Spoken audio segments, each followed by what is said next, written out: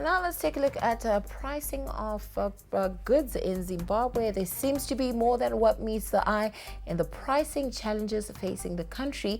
A comprehensive solution must be found to normalize this situation. So what really is happening on the ground? ZTN Prime's Eben Mabunda gives us more.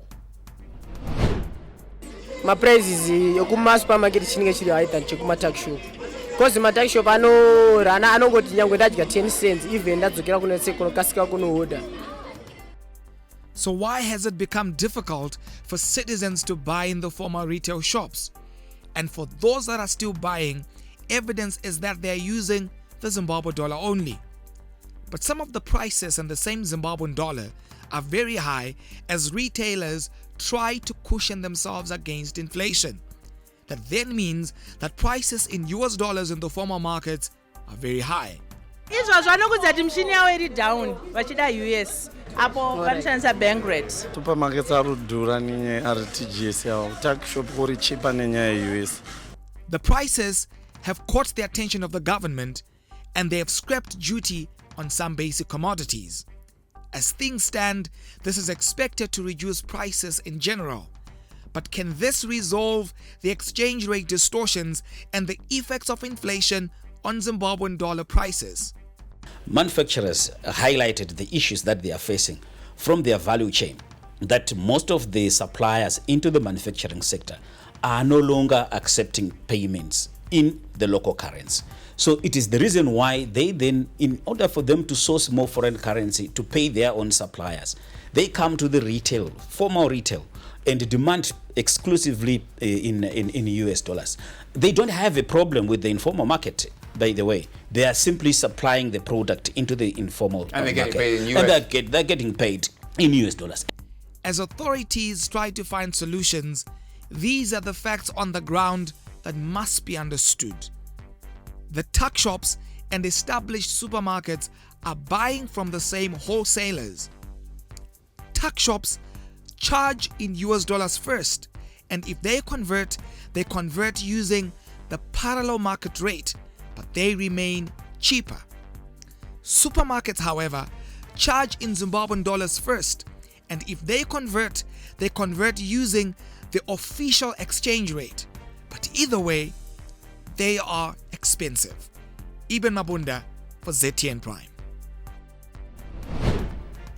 So in terms of pricing, how do you compare with South Africa, the source market for most of the imported goods?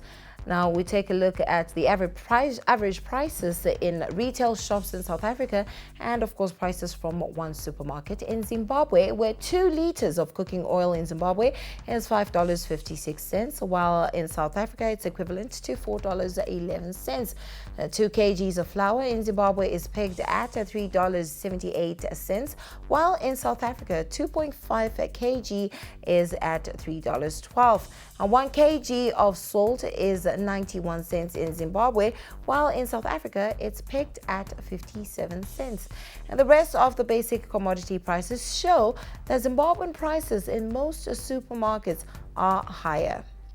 And now we cross over to Andile Chuma in Bulawayo to find out if the second largest city has the same challenges being faced elsewhere.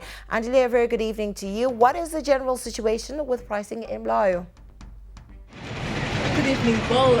Prices are just as mad in Bulawayo as they are everywhere else.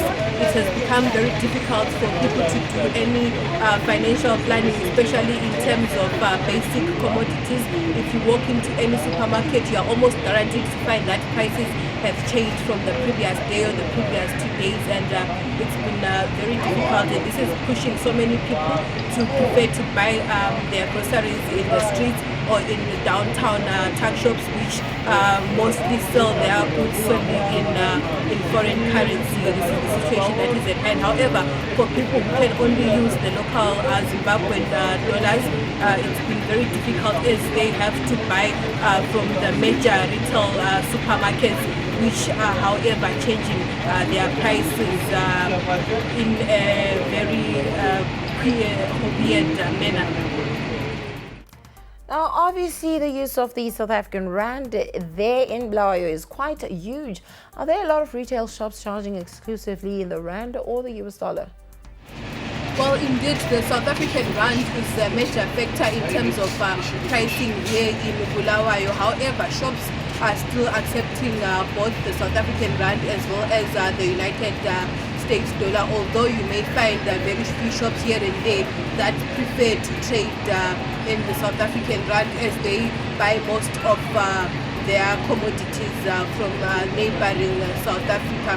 However, with the recent fall of the rand, we are finding that more people as well as more businesses are now embracing the United States dollar more instead of the South African rand. However, we're not sure if this is going to last or if it's just a passing phase, considering the fall of the South African rand at the moment. However, both currencies are very much in use. However, we're realizing that in public transport, the South African rand is much more in use as compared to the United States dollar, and there is almost no sign of the RTGS in most public transport, especially privately owned public transport as well. In combis, which are not as available at the moment, people still use freely their Zimbabwean dollars. However, they are in short supply. Thank you very much, Andile. That's Andile Chumade, our Bulawayo correspondent, giving us an overview of the pricing of goods in Zimbabwe's second largest city. Now, in the Midlands, Freedom Mupanedemo did a survey and gives his assessment of the pricing situation. I asked for a pint of 500 ml fresh milk. It's going for 3,100 RTGS. What this simply means is that their exchange rate is $1 is to 3,000, or to around $1 is to 3,100. But if you ask them at the till, they'll tell you their exchange rate is official is 1 is to 1,400 RTGS. That is if you are buying on using US dollar. They're even more on the advantage side. When you are buying with the US dollar, they use the official exchange rate. So the consumers are actually angry about it. The consumers are crying foul, and they are calling on government to intervene on this situation.